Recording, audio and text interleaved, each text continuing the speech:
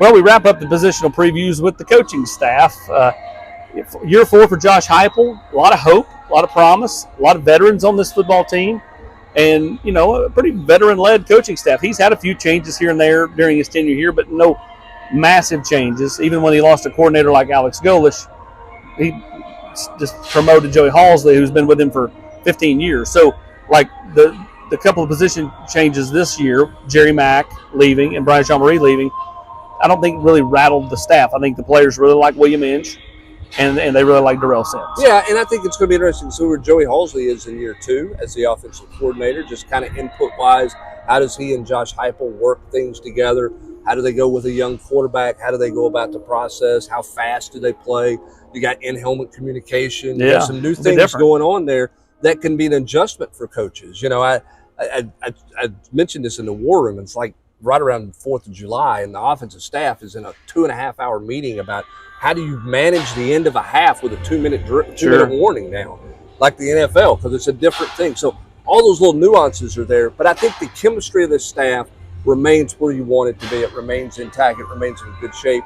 I think Sims is a nice fit. I think his energy steps in very nicely with this offensive staff. I think there's a lot of confidence in his ability to coach. He's not just a rah-rah guy. He's got a lot of coaching ability, much the same way Jerry Mack has. And then Tim Banks was looking for something specific when Brian Jean-Marie left. That was his glue guy who married front to back together. He went and found that very quickly with William Inge. That was his guy. That was not a 3-week search of this. This was, I want him. Let's go get that done, and they did. Absolutely.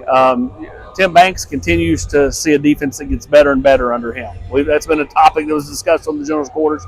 But at the end of the day, facts are facts, and this defense has gotten better every year under Tim Banks and has its deepest, most talented group this year. What does it mean? Time will tell. Yeah, it certainly does. And I think Tim Banks is an easy kind of whipping boy for fans a little bit. All defensive coordinators are. Name me one that's been here that happened. I mean, they still talk about third and Chavis now. Right. People wanted Jansen gone, but they were so excited about Bob Shoop, and Shoop was a disaster. So, like everybody loves to hate on the defensive coordinator because they all want 3 and outs. Right, and they want points. Modern football. Yeah, and so I think that they've got to get better on third and long. There's obviously a lot of angst with the secondary. What does that safety position look like? But and that's warranted. All that's warranted. But when you look number for number, and you look at where this defense started from a talent standpoint and a production standpoint, year 1 and year 2 to where they are now, this is an ever-improving defense every year. They're improving statistically. They're improving in talent. And this is the most talented group, as you mentioned, that Tim Banks has to work for. They're terrific up front, veteran, explosive, dynamic. They got some young linebackers who have to grow up, but they're really talented there. And they're more athletic in the back end. Does he simplify it for those guys? How does he manage this younger, more talented group? That's what Tim Banks is getting paid a lot of money to do at Tennessee. It's Josh Heupel. It's year 4.